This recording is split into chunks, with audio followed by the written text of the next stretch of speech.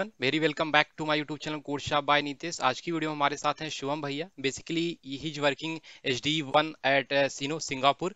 सो जानेंगे वीडियो में सारे एक्सपीरियंस के बारे में। शुभम भैया कैसे फॉरेन के ऑफर को ग्रैब किया। थैंक यू भैया for coming my YouTube channel.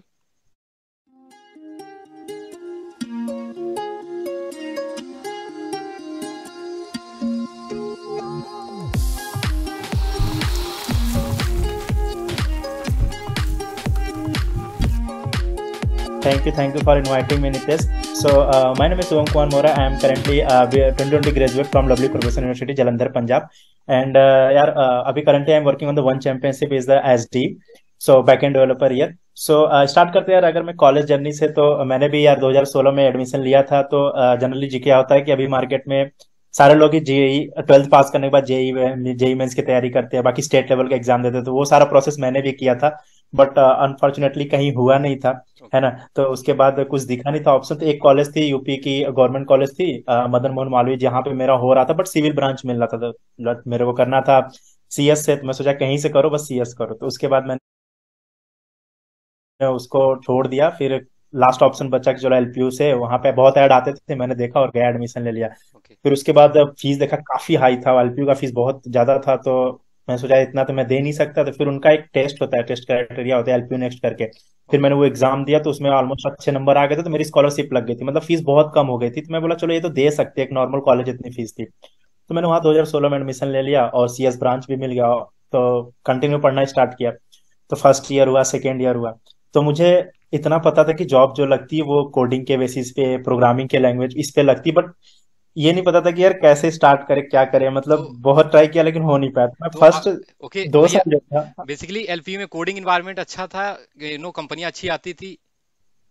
हाँ कंपनी अच्छी आती थी, कोडिंग इन्वायरमेंट बहुत अच्छा है। मैं तो बता रहा हूँ कि फर्स्ट दो मतलब सब कुछ पढ़ाते हैं। इनफैक्ट यार पहले सेमेस्टर में सी, दूसरे सेमेस्टर में C++, पाइथन, जावा, मतलब बहुत सारे प्रोग्रामिंग लैंग्वेज कवर कर देंगे, डेवलपमेंट की चीजें कवर करेंगे। वहाँ पे अच्छे अच्छे क्लब होते हैं, मतलब साइफर क्लब चलता है, लोग चलाते हैं, सीनियर्स अच्छे हैं, मतलब बहुत अच्छा इन्वायरमेंट। कंपनी भी अच्छी खासी आती है, बहुत अमेजोन भी आती है, मतलब बहुत अच्छी अच्छी कंपनी आती है। मान के चलो अगर सीएस में हो, एलपीयू में थोड़ी मेहनत करोगे तुम्हारी प्लेसमेंट पक्की ओके। है ना। तो मैं 2 साल तो ऐसे ही निकाल दिया कि यार मतलब कैसे करे। मेरे को बहुत इंटरेस्ट था लेकिन मेरे से हो नहीं रहा था, पता नहीं क्यों नहीं हो रहा था, मुझे नहीं समझ में आ रहा है। तो मैंने फर्स्ट ईयर ऐसे कंप्लीट कर दिया। वो सी और C++ के ये सारी चीजें मैं रट के जाता था प्रोग्राम को, जो कुछ होता था ना, पैटर्न के प्रोग्राम और ये सारे चीज प्रोग्राम रटता था, रट के जाके मैं दे देता था इंटरव्यू में, मतलब इंटरव्यू सॉरी, मतलब लैब में जाके रटता था। कुछ नॉर्मल एग्जाम में प्रोग्राम या थे। फर्स्ट ईयर पास हो गया, सेकेंड ईयर में भी सेम जावा, डीबीएमएस और पाइथन इन सब की थी। मेरा इंटरेस्ट नहीं आ रहा था, मैं बस रटता था कि भाई पास होना, मतलब पास होने के लिए पढ़ता था। 2 साल तो ऐसे निकल गए। फिर मैं थर्ड ईयर में गया। तो थर्ड ईयर में थोड़ा ट्विस्ट आया मेरे लाइफ में कि मैंने यार बोल सकते हो कि जैसे नहीं होता, कोई एक ऐसा पॉइंट मिल जाता है जिससे आपकी ट्रैक चेंज हो जाती है। मुझे वो थर्ड ईयर में जाके मिला। मेरे क्लास के ही कुछ, मतलब मेरे क्लास के नहीं, बहुत टॉपर बच्चे के साथ मेरी गलती से मैंने रूम चूज किया, उनके साथ मेरे को मिल गया। तो सारे दोस्त बोलने लगे कि यार तू उनके साथ रह पाएगा, वो लोग बहुत पढ़ते हैं, रात रात भर पढ़ते हैं। तो मैं बोला पता नहीं यार, चलते हैं, रहेंगे, अगर नहीं हुआ तो वापस आ जाएंगे वहां से, है ना। या तो मैंने रूम उनके साथ लिया और वो लोग बहुत पढ़ने में तेज थे। इनफैक्ट यार उन लोग का मतलब कॉलेज में टॉपर थे, 10 10 CGPA आ जाते थे उन लोग के, मतलब जब भी होते 9.5 के ऊपर ही होते थे ओके। वो दोनों रूममेट के। तो मैं उनके साथ रहने लगा। तो वो लोग दिन भर मतलब ऐसे ही पूरे टाइम कोडिंग करते थे, कोडिंग की बातें करते थे, ऐसा इन्वायरमेंट मिलता था। तो उन्होंने बोला कि तुम भी स्टार्ट करो। तो सोचो मैंने थर्ड ईयर में जाके 31 जुलाई को मैंने पहला, उन्होंने ही प्रोग्राम मतलब बनाया कि यहाँ पे आईडी बनाओ, हैकर रैंक पे, हैकर रैंक पे आईडी थी, वहां से मैंने पहला प्रोग्राम पाइथन से सबमिट किया। ओके। पाइथन से क्यों किया, मेरा एक रीजन था कि C++, जावा, इन सब चीजों को करने में थोड़ा टाइम लगता, पाइथन थोड़ा इजी था। उन्होंने बोला पाइथन अभी तुम लेट हो चुके हो थोड़ा सा, तो टाइम नहीं है, तो इसके वजह से पाइथन थोड़ा इजी है। तो मैं यार बता रहा हूँ तुम्हें, 6 से 7 महीना मैंने, मतलब एक दिन ऐसा नहीं था जिस दिन मैं कोड नहीं करता था। तीन चार डेली हैकर रैंक से स्टार्ट किया। ओके। मतलब वो हैकर रैंक केवल प्रैक्टिस के लिए, पाइथन सीखने के लिए वहां से किया। 6 से 7 महीना कंटिन्यूअसली किया।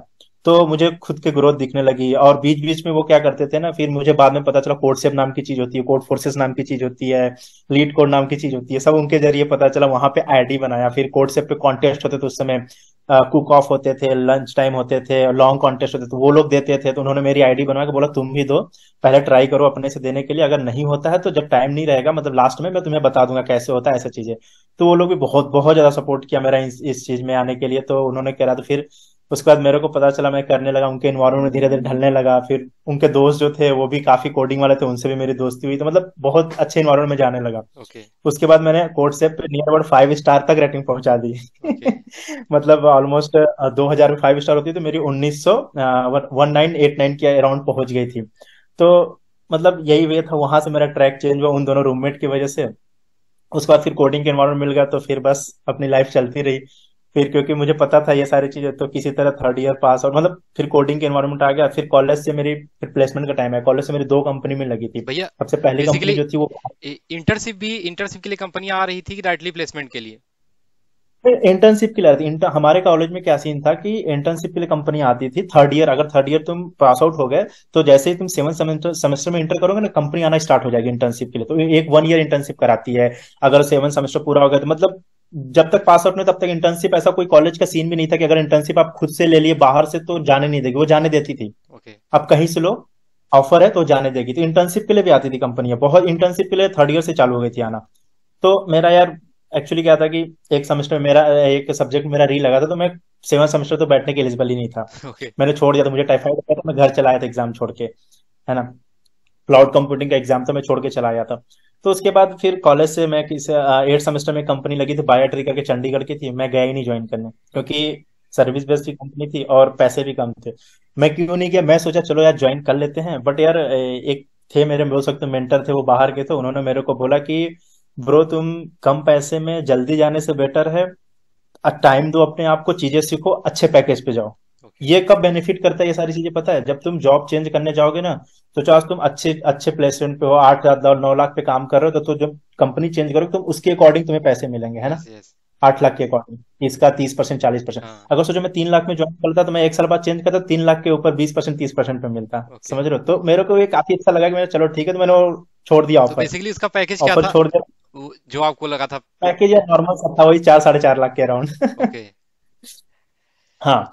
तो फिर उसके बाद फिर मैंने ऐसे ट्राई किया। फिर कॉलेज से मेरे को बोला गया कि तुम कंपनी छोड़ रहे हो, मैं तुम्हें डिबार्ट कर दूंगा प्लेसमेंट से। मैं बोला नहीं, एक्चुअली वो कंपनी सही नहीं थी, ऐसे ऐसे करके एक और मौका दो। तो ओके। उन्होंने एक और मौका दिया मेरे को, एक और कंपनी में मेरा हुआ, स्किल सेंटर करके कंपनी थी। ओके। मैं बोला चलो आप ज्वाइन कर लेते इसको, नहीं तो अब तो डिबार्ट ही कर देंगे। तो मैंने ज्वाइन किया, 10 दिन काम किया, मेरे को इंटरेस्ट नहीं है, मैंने छोड़ दिया वो भी कंपनी। ओके। ठीक है।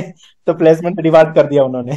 ओके। तो मैं बोला चलो मत दो, मैं ऑफ कैंपस ले लेंगे। तो सोचो मैं ग्रेजुएट हो गया 2020 में, मई जून में ग्रेजुएट हो गया। पूरा 2020 का दिसंबर तक मेरे पास कोई ऑफर नहीं थे। मैं ग्रेजुएट होकर बिल्ला बैठा रहा ऐसे ओके। घर पे, बस तैयारी करता था। हाँ। फिर ऑफ कैंपस ढूंढता था। फिर सोचो जो दोस्त मेरे रूममेट थे जिन्होंने मेरे कोडिंग सिखाया, वो दिसंबर में 2020 के दिसंबर में मेरे को एक लिंक भेजा, मतलब लिंक्डइन से ही, भाई यहाँ ओपनिंग है, यहाँ तू अप्लाई कर दे। हाँ। मैंने वो अप्लाई किया, मेरे को बॉम्बे प्ले कंपनी थी, मेरे को वहाँ रिस्पॉन्स है, 3 4 राउंड के राउंड हुए थे मेरे, उसमें हो गया वो बॉम्बे प्ले में। ओके। तो सोचो वो दोस्त ने मेरे कोडिंग सिखाया, जॉब भी बोल सकते हो उसी ने लगवाई, मतलब लिंक भेज के, है ना। तो वहां से फिर मैंने सोचो 6 7 महीने, लोग बोलते हैं ना गैप आया था, प्रॉब्लम होती है यार। अगर गैप जो है, अगर तुम उसमें कुछ कर रहे हो तो तुम मैटर नहीं करती तुम्हारे यस पास की गैप है क्या है ना। मैं तो यस। सीख रहा था। तो चलो मैं बॉम्बे प्ले में क्रैक कर लिया। बॉम्बे प्ले का पहला राउंड था वो, अराउंड टेस्ट वेस्ट था कोई। टेस्ट के बाद एक इंटरव्यू हुआ, दूसरा 3 कोडिंग इंटरव्यू हुए थे, एक एचआर इंटरव्यू हुए थे। मतलब टोटली 4 5 राउंड थे और अच्छे ठीक ठाक हुए थे, मतलब बोल सकते लीड कोड के मीडियम लेवल के प्रॉब्लम थे सारे, है ना। ओके। तो चलो बॉम्बे प्ले मिल गई, तो भी मैं वो बॉम्बे प्ले में था, वहां पे 4 5 राउंड हुए थे, सारे डीएसए पे थे रिलेटेड और सारे कोडिंग के ही थे। तो इसके वजह से मैं बोलूंगा कि अगर कोडिंग इंपॉर्टेंट तो वही करो। तो मैं वो क्रैक किया, बॉम्बे प्ले ज्वाइन किया। वो मेरी फर्स्ट कंपनी थी। मुझे डेवलपमेंट जीरो आता था यार, मैंने डेवलपमेंट में कुछ नहीं किया था, बस बेसिक से एचटीएमएल सीएसएस जावास्क्रिप्ट आती थी। ओके। उसके बाद नोड रिएक्ट कभी नहीं किया था, तो वहां पे जाके मेरे को type script node JS Mongo पे काम था। तो थोड़ा प्रॉब्लम हो रही थी फर्स्ट महीना, सेकेंड मंथ, थर्ड मंथ। उन्होंने मेरे को मटेरियल दिया, तुम यहाँ सीखो, ये करो वो करो। वो गेम बनाती थी कंपनी, प्ले स्टोर पे जो गेम आते थे ना, ओके। वो या गेमिंग कंपनी थी, 3D गेम गेम बनाती। डेवलपमेंट या। हाँ तो गेम थी। हाँ गेम डेवलपमेंट की कंपनी थी, तो वहां पे मैंने नोड पे ये सब पे काम किया। तो ऐसे चल रहा था कुछ समय बाद। फिर उसके बाद फिर करंट कंपनी जो वन थी, तो इन्होंने फिर किसी तरीके से आई डोंट नो कैसे मेरे को लिंक्डइन से अप्रोच आया। तो मैंने फिर ये कंपनी, मेरा चलो अच्छा प्रोसीड करते हैं। तो जब मैं उस समय जॉब बेसिकली ढूंढ रहा था, क्योंकि बॉम्बे प्ले मेरा लग रहा था कि यार पहले मतलब उस समय क्या था, डेवलपमेंट आता नहीं था, थोड़ी डर डर लग रहा था कि यार कि मतलब मेरे से नहीं हो सकता ये सारी चीजें, या। है ना। तो मेरे को दूसरी कंपनी में जाना चाहिए ऐसा करके। तो मैं फिर जॉब ढूंढना भी स्टार्ट कर ओके, दिया था बेसिकली बॉम्बे प्ले के पैकेज बाद, कितना था मतलब इसका? 8 9 महीना। बॉम्बे प्ले का पैकेज कितना था? ऐसे ही है कि क्या ही मतलब पूरा श्योर पैकेज ऐसे बता, एक रेंज बता सकते हैं, मतलब या 10 के राउंड था ऐसा ओके करके। ओके या हाँ पहली कंपनी था, हाँ। तो काफी तो अच्छा था। उसके बाद हाँ ठीक ठाक था, एज अ फ्रेशर में उतना ठीक है। हाँ तो उसके बाद फिर मेरी जो मैं जब जॉब ढूंढना स्टार्ट किया तो मेरे को इसमें मल्टीपल ऑफर मिले थे मेरे को। मैंने वन चैंपियनशिप क्रैक किया, एकोलाइट करके एक कंपनी यस उसको यस क्रैक किया, एक्कोलाइट सोरोको स्टाइल कंपनी क्रैक किया, और डिलीवरी कंपनी थी, या डिलीवरी, हाँ उसको क्रैक किया। 4 ऑफर थे तो मेरे को यार बहुत मतलब कि अब चलो चारों तो निकल गया, अब यार डिसाइड कैसे करूँ। फिर मैं दोस्तों से बात कर, भाई किस में करूँ क्या करूँ। तो चलो मैं बोला कि फिल्टर लगाते हैं, डिलीवरी को मैं ऐसे निकाल दिया क्योंकि यार दोस्त बता रहे थे कि उसका एनवायरनमेंट ठीक नहीं है, काम लोड ज्यादा है, तो बोला चलो या अच्छा उसको निकाल देते हैं। उसको निकाल दिया। और सोरोको इसलिए निकाल दिया कि सोरोको को उन्होंने बोला कि हम होल्ड पे रखेंगे, ऑफर लेटर बाद में भेजेंगे नेक्स्ट मंथ ऐसा करके। तो मैं बोला चलो उसको फिल्टर और कर दो। अब बचा मेरे पास दो, वन और एकोलाइट। एकोलाइट का पैकेज जो था वो वन से ज्यादा था। तो ओके मैं सोचा एकोलाइट, फिर देखा एकोलाइट कंसल्टेंट कंपनी थी, तो मैं बोला यार कंसल्टेंट में नहीं जाना, कंपनी वन जो है प्रोडक्ट बेस्ड कंपनी और इंटरनेशनल कंपनी थी। तो मैं बोला चलो इसको ज्वाइन करते हैं। तो फिर मैंने यहाँ पे अपना मतलब साइन करके ये भेज दिया। तो बस वन मिल गया। वन के अगर राउंड की बात करें कितने राउंड हुए थे, तो यार इसमें सबसे पहला जो था वो एक टेस्ट आया था हैकर रैंक पे, जिसमें एक प्रॉब्लम थे डीएसए के, एक प्रॉब्लम थे थोड़ा डेटाबेस डिजाइन से रिलेटेड, नहीं होता ऐसे ऐसे ओके प्रॉब्लम थे, हैकर हैकर पे टेस्ट। तो दो क्वेश्चंस थे, तो दो क्वेश्चंस हो गए थे। तो फिर उसके बाद एक इंटरव्यू शेड्यूल हुआ था। इंटरव्यू में भी बोल सकते हो इजी लेवल, इजी नहीं मीडियम लेवल के क्वेश्चन थे, दो क्वेश्चंस पूछे थे और थोड़े से मतलब डेवलपमेंट की चीजें, डेवलपमेंट का नहीं मतलब प्रीवियस कंपनी में क्या किए थे ये सारी चीज पूछे या थे। फिर जो तीसरा राउंड हुआ था उसमें मैनेजर के साथ हुआ था। मैनेजर ने भी सबसे पहले डीएसए क्वेश्चन ही दिए थे, वो क्वेश्चन जो थे वो लिंक लिस्ट के थे। ओके और फिर एक और क्वेश्चन दिया उन्होंने, वो स्ट्रिंग से क्वेश्चन थे। और स्ट्रिंग ये करने के बाद फिर उन्होंने थोड़ा सा मतलब पूछा कि ये सेम चीज की प्रीवियस कंपनी में किस टेक्नोलॉजी काम करते थे, क्या बनाए थे, थोड़ा एक्सप्लेन करो, ये सारी चीजें है ना। या तो वो सब किया। तो उसके बाद एचआर राउंड हुआ था, इतना ही हुआ था। तो चलो उसमें कंपनी क्या बोल रही थी, मतलब वर्क फ्रॉम होम प्रोवाइड करेगी फिलहाल में, और इंडिया में कोई ऑफिस नहीं था उसका, यस और इंडिया में भी ऑफिस भी नहीं है। या तो मैं बोला चलो वर्क फ्रॉम होम में चलता है। फिर ऐसा बोला कि तुम मतलब एचआर में बोले थे कि तुम जाके सिंगापुर से काम कर, हमारी कंपनी ले जाएगी वहां पे भी काम कर सकते हो, मतलब ऐसा कोई फिक्स नहीं है कि तुम यहीं से काम करो, वहां से कर सकते हो। तो मैं बोला चलो एक मौका भी होगा बाहर जाने का, या और मिल गई इंटरनेशनल ऑफर बोल सकते हो। या तो फिर मैंने इसको साइन कर दिया और यहाँ पे काम करे, काफी अच्छा लगा। फिर यहाँ पे सोच, मैं प्रीवियस मतलब जो था वो पहले काम करता था नोड वगैरह पे, यहाँ पे टोटली डिफरेंट हो गया, यहाँ पे मेरा जावा पे आ गया। मैं बोला और दिक्कत, जावा बहुत डिफिकल्ट लगती है मेरे को। या बट क्या है कि काम करते करते फिर सब कुछ हो गया। स्प्रिंग बोट पे यहाँ पे काम करते थे और माई एसक्यूएल यूज करते थे। तो यही थी मेरी जर्नी, ओके जो थी कैसे मेरे को मिला, कितने राउंड में सारी चीजें। ओके भैया थोड़ा सा वीजा वाले प्रोसेस के बारे में बताइए, जैसे आप जा रहे थे फॉरेन तो तो क्या क्या यार प्रोसेस है? देखो वीजा जो है कई टाइप का होता है। अगर आप सबसे पहले अगर टूरिस्ट वीजा होती है 1 मंथ के लिए होती है अगर, ठीक है। तो क्या होती है, अगर तुम इंटरनेशनल कंपनी निकालोगे ना, तो कंपनी क्या करती है वो प्रोवाइड करती है, उसमें आप फॉर्म भरोगे या करोगे तो पूछेगी स्पॉन्सरशिप चाहिए कि मतलब चाहिए कि नहीं, अगर या क्योंकि स्पॉन्सरशिप में कंपनी का ही लगता है सब कुछ, स्पॉन्सरशिप के रिलेटेड सब कुछ तो कंपनी प्रोवाइड करती है। अगर वो उसको बोलते हैं एम्प्लॉयमेंट पास, जैसे तुम्हारा वीजा तो वैसे एम्प्लॉयमेंट पास होती है, तो वो कंपनी तुम्हें देगी। ओके अगर क्योंकि अपने से लेना बहुत महंगा पड़ जाता है, तो इसलिए कभी कभी इंटरनेशनल ऑफर लेना इसलिए थोड़ा डिफिकल्ट हो जाता है, क्योंकि स्पॉन्सरशिप नहीं कर पाती कंपनी, उसमें पैसे लगते हैं काफी ज्यादा, 2 साल की स्पॉन्सरशिप होती है, ऐसे सारी चीजें होती है उसमें। ओके सो ये हाँ, कि जैसे तुम अपने से आओगे तो टूरिस्ट वीजा 1 मंथ का लेके आओगे, और अगर तुम अपने से स्टडी वीजा ऐसा करके, मतलब स्टडी का अलग वीजा होता है और वर्किंग का अलग, तो वर्किंग का जनरली हम लोग नहीं लेते कंपनी, क्योंकि कंपनी कभी कभी ऑफर नहीं देती कि यार तुम मतलब हम एम्प्लॉयमेंट पास नहीं दे सकते तुम्हें, उसमें ज्यादा खर्चा आएगा, इसलिए हम ऑफर नहीं दे सकते, ऐसा करके सीन चलता है। ओके सो बेसिकली आपका वर्क फ्रॉम होम चल रहा था तो डायरेक्टली आपको फोर्स किया गया आने के लिए, या आप डायरेक्टली वहां पे विजिट करने गए हैं? नहीं, मैं ऐसे फर्स्ट टाइम मतलब फोर्स नहीं करा था, मतलब हम लोग की कंपनी में बोला गया था कि हम लोग मतलब हर क्वार्टरली वहां पे जाकर तुम काम कर सकते हो। तो मैं ये सेकेंड टाइम आया, मैं पहले भी आ चुका था एक बार, आके ऑफिस से काम किया। अच्छा फिर अभी मैं रिसेंटली दोबारा फिर से वापस आया यहाँ पे काम करना, ऐसा कोई लोड नहीं था। ओके सो थोड़ा सा इंडिया से इन्वायरमेंट क्या क्या डिफरेंट रहता है जब आप वहां पे वर्क करते हो उस ऑफिस में, या जो भी कलीग्स हैं आपके? यार देखो, मतलब सब कुछ सही है, वहां पे भी सही है, यहाँ पे बस यही है कि अपने ज्यादा नहीं मिलते या हैं। बाकी इन्वायरमेंट में मतलब यहाँ पे मेरे को वहाँ पे ऑफिस में ज्यादा लोग, इंडिया में तो ऑफिस नहीं था, इन्होंने एक टेम्परेरी ऑफिस बना रखा था, बट अभी के समय में वो भी नहीं है। ओके तो वहाँ पे जनरली ज्यादा लोग आते नहीं थे, तो वो भी अच्छा था, लेकिन मेरे को यहाँ पे ज्यादा अच्छा लगता है। ओके सो भैया हाँ की ये रही जर्नी। तो थोड़ा सा भैया डीएसए के बारे में बताइए, जो भी आप चीजें फेस किया आपने इंटरव्यू में, क्योंकि कई सारे आपने ऑफर ग्रैब किए, इंटरनेशनल इवेंट किया। तो क्या क्या डिफिकल्टी लेवल रहता है और कौन कौन से इंपॉर्टेंट टॉपिक जो पूछे ही जाते हैं? देखो मैं तो यार बोलता हूँ, आप मेरे अगर चैनल पे भी देखोगे तो मैं भी यही सजेस्ट करता हूँ कि अगर आप क्या करो कि अगर आपको प्रोग्रामिंग सीखनी है, कोई लैंग्वेज, जैसे आप सोचो मेरे बिगिनर हूँ, मुझे प्रोग्रामिंग सीखनी है, तो मैं प्रोग्रामिंग सीखने के लिए सबसे बेस्ट बोलता हूँ। ऐसे ही नहीं बोलता, मैंने किया है, हैकर रैंक जो होते हैं वो बहुत बेस्ट होती है केवल प्रोग्रामिंग सीखने के लिए, ओके। कोडिंग सीखने के लिए नहीं, मतलब डेटा स्ट्रक्चर सीखने के लिए नहीं, प्रोग्रामिंग को स्किल को डेवलप करने के लिए और अच्छी करने के लिए हैकर रैंक बहुत ही बेस्ट साइट है। वहां पे जाओ, आप जो प्रोग्रामिंग लैंग्वेज चूज करो, मुझे जावा सीखने, जावा पे जाओ, वहां पे जावा सेक्शन पिक करो, वहां पे पहला से स्टार्ट करो, क्योंकि उस पे सॉर्टेड ऑर्डर में क्वेश्चंस होते हैं। ओके। हेलो वर्ड से करेगा, हेलो वर्ड एक नेक्स्ट करोगे तो लूप आएगा, नेक्स्ट करोगे स्टेटमेंट आएगा, ऐसा कंडीशन आएगा, ऐसे करते हुए तो किसी लैंग्वेज को सीखने के लिए, ब्रशअप करने के लिए हैकर रैंक बहुत बेस्ट है। अगर आप हैकर रैंक से सीख लियो प्रोग्राम, मतलब एक लैंग्वेज सीख लियो, तो लैंग्वेज सीखने के बाद क्या होता है, डीएसए की तरफ बढ़ते हैं, है ना, क्योंकि ये इंपॉर्टेंट, बहुत इंपॉर्टेंट पॉइंट होती है ओके। ना। तो डीएसए की तरफ कैसे जाओगे? अब डीएसए देखो यार, अगर मैं बोलूँ डायरेक्ट तुमको क्वेश्चन दे दूं करने के लिए, तुमसे नहीं होगा, है ना। तुम्हें क्या करना पड़ेगा? तो मैं बोलूंगा यार कि देखो, पेड कोर्सेज कहीं मत लो अभी के समय में, मैं बोलता हूँ फ्री में चीजें करो, यूट्यूब पे बहुत रिसोर्स है, तुम या। लिखो। अगर तुम हिंदी में कंफर्टेबल हो, हिंदी में इंग्लिश में हो, तो लिख दो DSA full course for a beginner. हाँ। या। हिंदी में बहुत लोग पढ़ाने वाले हैं आज के समय में, बहुत लोग। तो मैं बोलता हूँ वहां पे डीएसए पहले एक बार पढ़ लो, पूरे टॉपिक क्या होते हैं, पहले कॉम्प्लेक्सिटीज देखो कैसे डिफाइन करते हैं, क्या करते हैं, किसी प्रोग्राम की कॉम्प्लेक्सिटी आएगी, फिर एरे क्या होती है, how many types of you can perform operation in array, फिर सर्चिंग सॉर्टिंग, ये सारे एटलीस्ट तुम्हें एक बार मतलब फैमिलियर हो जाओगे, हाँ डीएसए में ये टॉपिक होते हैं। So, अब जैसे मैं तुमसे पूछ लूं कि यार मर्ज सॉर्ट क्या होता है, अब तुम्हें पता ही नहीं होगा मर्ज सॉर्ट क्या होता या। है, तो ऐसे अगर डीएसए कोर्स किया होगा उसको पता होगा मर्ज सॉर्ट में दो पार्ट में डिवाइड करते हैं, डिवाइड ऐसे इधर कॉन्कर। सर्च इधर करते या। हैं। एक बार, हाँ एक बार पढ़ लो सारे डीएसए का टॉपिक, उसके बाद तुम जाओ प्रैक्टिस, मतलब क्वेश्चन करने के लिए गीक फॉर गीक बहुत बेस्ट होती है। गीक फॉर गीक पे तुम्हें सॉर्टेड ऑर्डर में क्वेश्चन भी मिल जाएंगे, बहुत सारे साइट है, मैं गीक फॉर गीक इसलिए बोल रहा हूँ क्योंकि उस पे तुम्हें साथ साथ बहुत चीजें मिल जाएगी, लोगों के या। थॉट मिल जाएगा, आर्टिकल मिल जाएगी, या और मतलब मल्टीपल बहुत सॉल्यूशंस। बेस्ट होती है। हाँ वो सारी चीजें तो वहां पे जाओ, अगर तुम एरे कर रहे हो, एरे डीएसए के टॉपिक से एरे पढ़ लिया तुमने, एक टॉपिक मतलब थ्योरी पढ़ लिया और एरे का क्वेश्चंस करना चाहते हो, तो लीड कोड अरे गीक फॉर गीक पे जाओ, एरे को पिक करो, एरे का क्वेश्चंस करो, ठीक है। ये तुम्हें मैं ऐसे बता रहा हूँ कि अगर तुमने स्टार्ट कर रहा है तब, अगर तुम चाहते हो कि मैं यार 1 ईयर एक्सपीरियंस, मैं कंपनी चेंज करना चाहता हूँ, तब मैं डीएसए कहाँ से करूँ?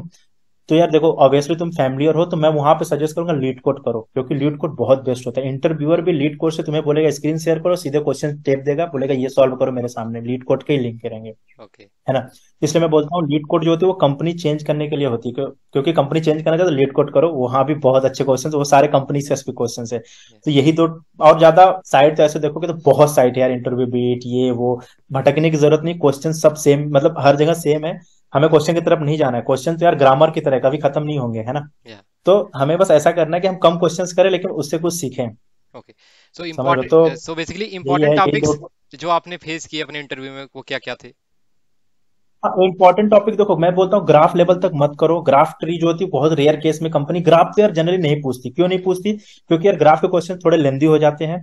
तो ओके। कंपनी क्या होती है, 1 घंटे में उनको 2 क्वेश्चन डिफाइन होता है, 2 क्वेश्चन पूछना, अगर ग्राफ के दे देंगे तो थोड़े डिफिकल्ट हो जाएंगे, है ना। ओके। तो मैं बोलता हूँ कि यार स्टार्टिंग से करो, मतलब जैसे एरे, स्ट्रिंग, सर्चिंग, सॉर्टिंग, ये 4 टॉपिक को स्ट्रांग रखो।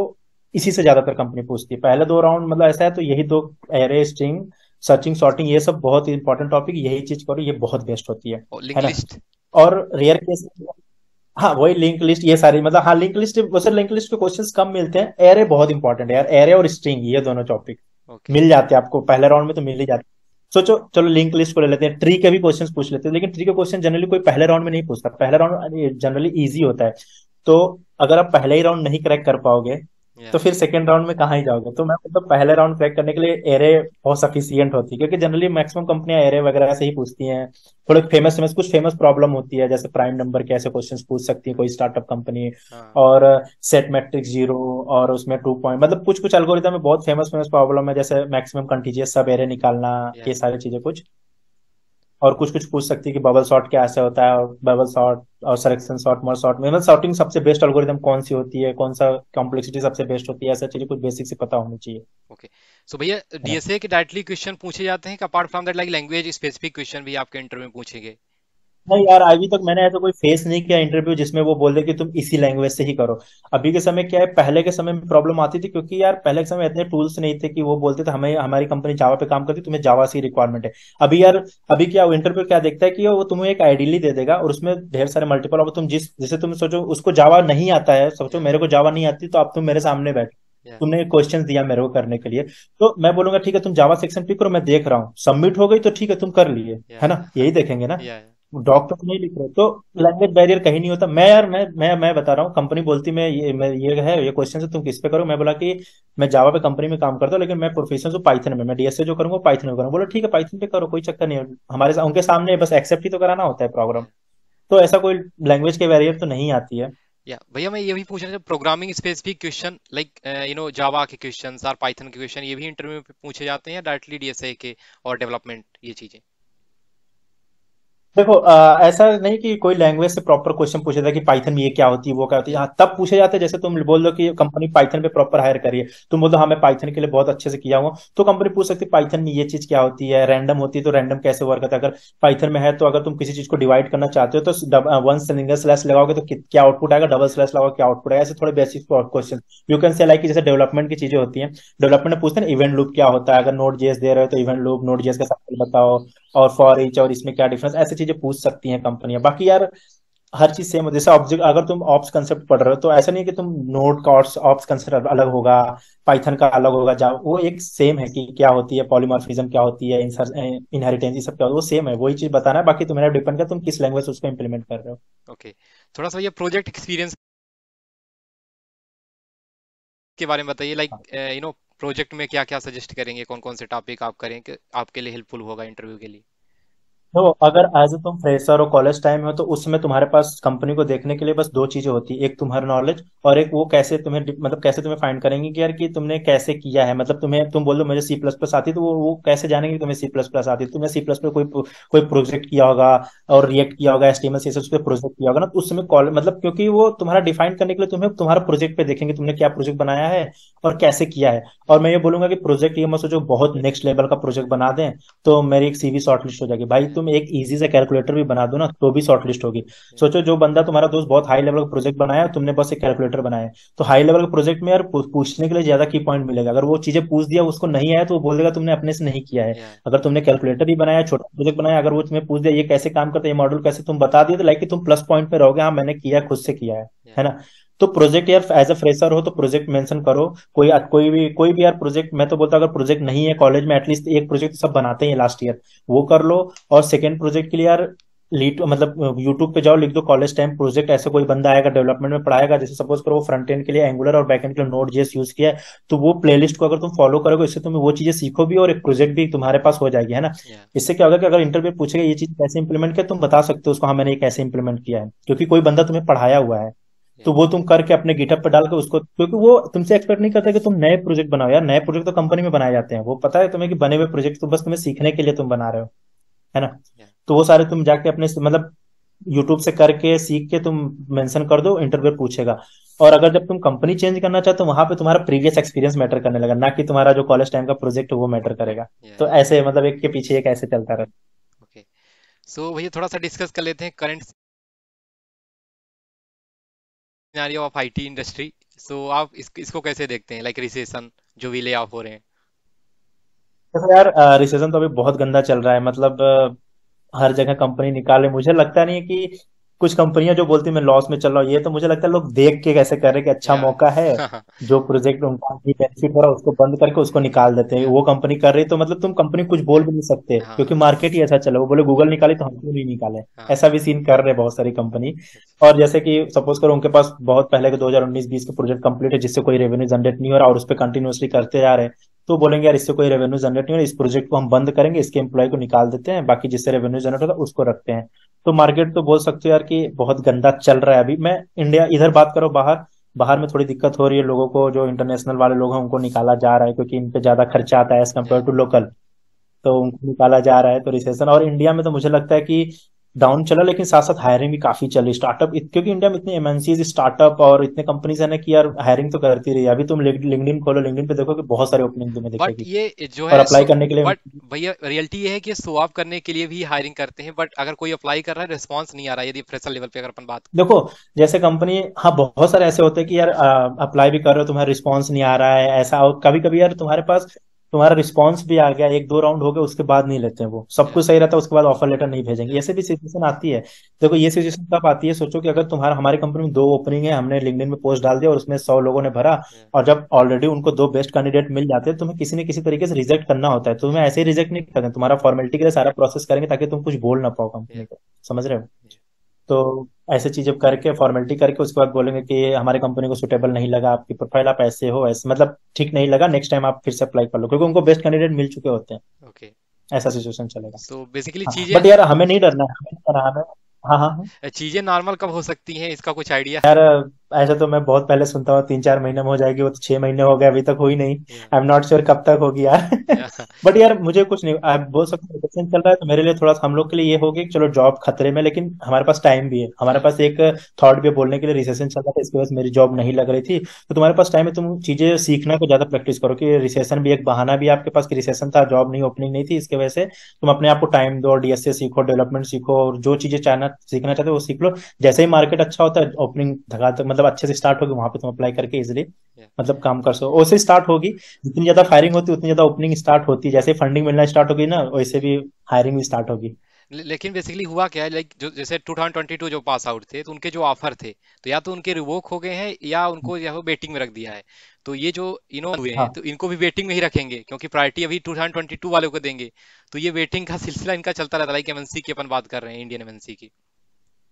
और ये जो देखो, नया अब मुझे तो लगता है जो 2022 वालों को वेटिंग पे रखे होंगे ना, तो वो उनको अब नहीं कनेक्ट करेंगे। क्यों पता है? क्योंकि उनको पता है कोई बंदा हमारे पे वेट नहीं करेगा, वो कहीं ना कहीं ढूंढ लिया होगा। या समझ रहे हो? या तो जनरली यार सोचो उनको रिस्पांस आना ही बंद हो जाएगा, ऐसा वो मतलब उसको नहीं समझो, है ना? या और जो 2023 वाले लेंगे, इनको आगे बढ़ने के चांसेस हो सकती हैं। या मैं बोलता हूँ अगर कोई तुम्हें वेटिंग रख रहा है, तुम उस पर डिपेंड मत रहो यार, वो उसको तुम सोचो कि नहीं यार, मतलब उस पर पॉसिबिलिटी हटा दो और नई चीजें स्टार्ट करो, मतलब नेक्स्ट तुम ट्राई करते रहो। So thank you, Shivam हाँ, Bhaiya, for sharing your wonderful experience about your international offer apart from that, recent IT industry knowledge. Okay. Thank you bro. So thanks for भैया, inviting me. Okay, सो हाँ भैया का मैं YouTube और जो है LinkedIn profile जो है अपने पिंग कर दूंगा अपने कमेंट सेक्शन में, आप जा करके भैया से कनेक्ट कर सकते हैं, और जो भी डाउट्स हैं सो भैया हाँ आई हाँ, होप कोई डाउट तो क्लियर मैं करेंगे। इजीली कनेक्ट कर लेता हूँ मैं जनरली। हाँ हाँ, जरूर जरूर भाई, या जरूर।